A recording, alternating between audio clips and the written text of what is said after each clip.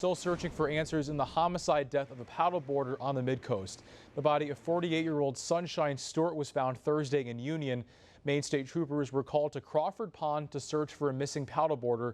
A local campground owner says this is where she launched from. The cause of her death remains unclear. Police say this is an ongoing investigation. A witness told us she saw state troopers and police dogs on the far side of 100 Acre Island looking for evidence.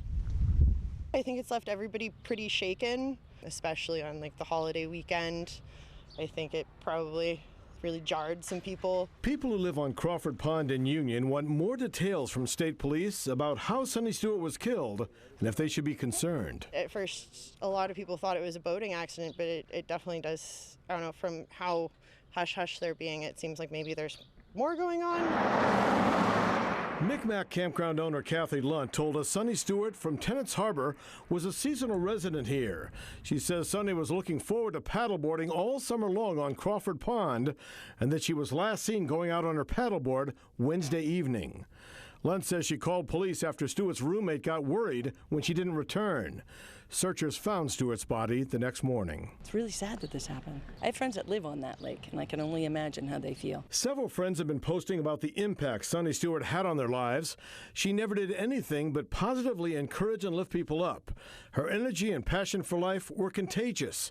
She was a beautiful soul. When they said, it was her, I couldn't even believe it. Meredith Smith grew up with Sonny in Union. She's just a great person all around. To know Sonny is I don't think she had a bad bone in her body, and anyone that knew her was just in awe of her. Police say detectives from the Major Crimes Unit are pursuing all possible leads. We saw investigators searching a dumpster at Mic Mac Campground. Nobody would want to hurt Sonny. So it's really kind of scary for, all of us who live local to think that somebody out there, if they could do that to her, then, what could possibly happen next. And residents here in Union tell me it's hard to believe something like this could happen in their small town. I was surprised that it happened so close to home. I mean, it's a little too close to home. State police say Stewart's body was found under, quote, unusual circumstances on an island on Crawford Pond around 1 a.m. on July 3rd, after she never returned from a solo paddleboard trip the night before. Police haven't said how she died, but are urging calm, as the killer's identity remains a mystery. We haven't really heard from local authorities on if people are safe, if there's still a danger out there, if they have, a suspect or lead or anything. And I think that is also adding to a lot of worry that people are going through right now.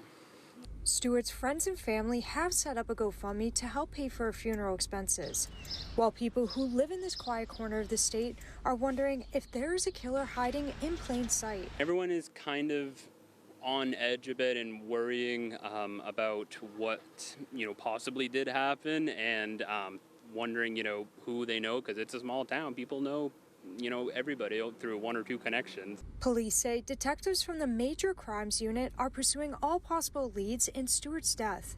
The owner of the campground is sharing hours of surveillance video with investigators, looking for any sign of Sonny. Why out here? We're a quiet community out here and keep to ourselves, and everyone, I'm sure some people are a little worried about it, but it's hard to explain. Because the suspect in Sunshine Sonny Stewart's murder is a juvenile, Maine State Police are not releasing a name, but they are informing the public now of just how Sonny died the night she went paddleboarding here on Crawford Pond in Union. The owner of Mic Mac Campground, where Sonny Stewart was staying, says Sonny was looking forward to paddleboarding all summer long. She was reported missing when she didn't return the night of July 2nd. Police found her body the next day. When the medical examiner ruled her death a homicide, fear began to grip this community. I don't want to go for a walk alone in the woods if there's a murder out there. I mean, there seriously was, too. My granddaughter's here for the summer working at the store, and we've been worried. We don't want her to walk home. Just not sure, who it was. So I'm very happy they found some. Today, police released that Sonny died from strangulation and blunt force trauma. It's frightening, just frightening, and I'm delighted that there's been an arrest. There was all kinds of rumors circulating about the New England serial killer. Police say the juvenile from Maine was taken into custody without incident in Union. He's now at the Long Creek Youth Development Center in South Portland. Police have given no motive for Sonny's murder, but families here are relieved knowing they've apprehended a suspect. I think they did a good job in finding the person. A lot of good people in town that were upset about what happened, and I'm sure that they're very relieved that an arrest has been made. Neither state police nor the Attorney General's office will say what charges have been filed against the teen or if he was solely responsible for Sonny's death. I'm glad that they found the person, but I feel badly for him. I hope they can make it stick. I hope he's guilty, because then we know. First at 6, a 17-year-old boy is officially charged with murder in the death of Sunshine Sonny Stewart at Crawford Pond in Union. Now, the court also releasing the name of that juvenile suspect today.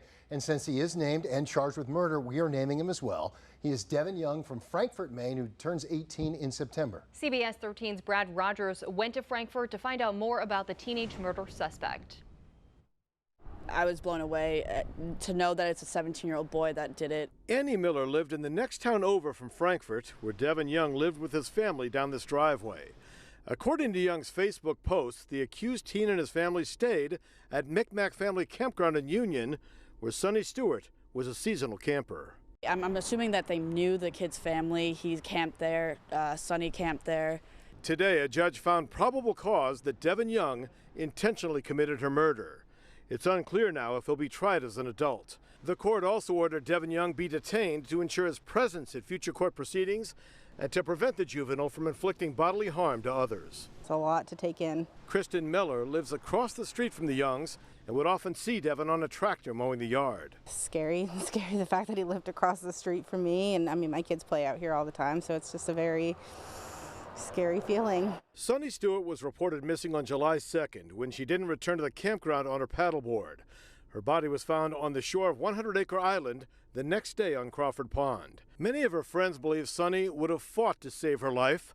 The state medical examiner who ruled Sonny's death a homicide says she died from strangulation and blunt force trauma.